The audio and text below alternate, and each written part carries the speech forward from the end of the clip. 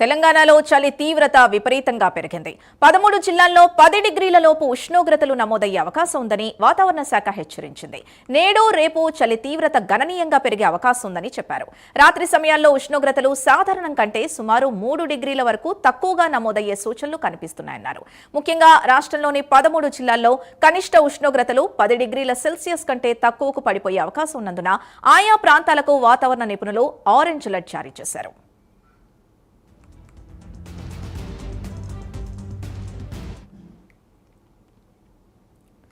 చలి నుంచి రక్షణ పొందేందుకు ప్రజలు తగిన జాగ్రత్తలు తీసుకోవాలని నిపుణులు సూచిస్తున్నారు.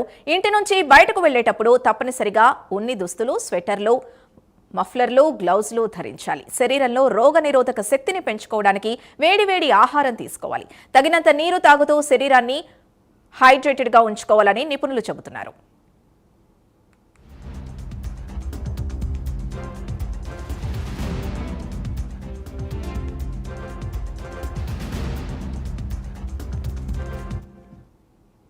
తెలంగాణ జిల్లాలో పెరిగిన చలి తీవ్రత గురించి పూర్తి డీటెయిల్స్ మా కరెస్పాండెంట్ తిరుపతి అందిస్తారు. తిరుపతి.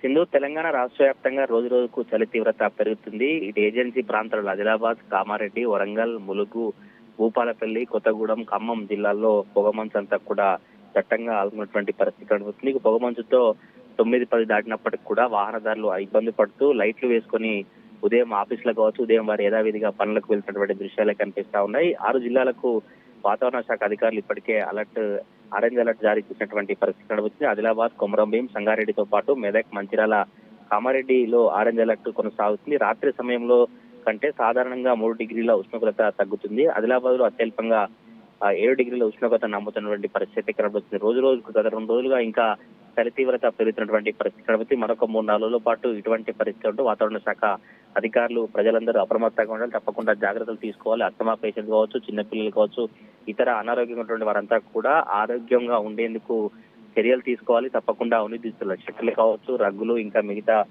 మంకీ క్యాప్ లాంటివి కావచ్చు, మాస్కులు లాంటివి పెట్టుకుని జాగ్రత్త పాటిస్తేనే ఈ చలి తీవ్రత నుండి కాపాడుకునే అవకాశం ఉంది. తప్పకుండా జాగ్రత్త తీసుకోవాలంటూ వాతావరణ శాఖ అధికారులతో పాటు డాక్టర్లకు కూడా సూచించినటువంటి పరిస్థితి కనబడుతుంది. ఇప్పటికే అనేక మంది చలి తీవ్రతతో అస్తమా పేషెంట్లు కావచ్చు, కొంతమంది రోగిన పడి హాస్పిటల్కు క్యూ కడుతున్నటువంటి పరిస్థితి అయితే కనబడుతున్నాయి. ఈ జాగ్రత్తలు తీసుకోవడంతో పాటు చలిమంటలు కావడం కావచ్చు, ఇంకా ఉన్ని దుస్తులతో జాగ్రత్తలు తీసుకోవాలని చెప్పినటువంటి పరిస్థితి కనబడుతుంది. ఇటు ములుగు కావచ్చు, ఆదిలాబాద్, భూపాలపల్లి, కొత్తగూడెం ఏజెన్సీ ప్రాంతాలలో 9 దాటిన ధర కూడా ఇంకా పొగమంచు చలి తీవ్రతతో లైట్లు వేసుకునే వాహనదారులు మరి యథావిధి పనులకు, జాబుకు కావచ్చు, ఇతర పనులకు వెళ్తున్నటువంటి పరిస్థితి కనబడుతుంది. తప్పకుండా జాగ్రత్తలు తీసుకోవాలి. జాగ్రత్తలు తీసుకునే రోడ్డు ప్రమాదాలు జరగకుండా కూడా ఉదయమే అంటే తెల్లవారుజామున పొగమంచు కావచ్చు, పెద్ద ఎత్తున చలి ఉన్నటువంటి నేపథ్యంలో వాహనాల రాకపోకలకు ఇబ్బంది కలిగే అవకాశం నేపథ్యంలో తప్పకుండా జాగ్రత్తలు తీసుకోవాలి. రోడ్డు ప్రమాదాలు జరగకుండా కూడా చూసుకోవాలి.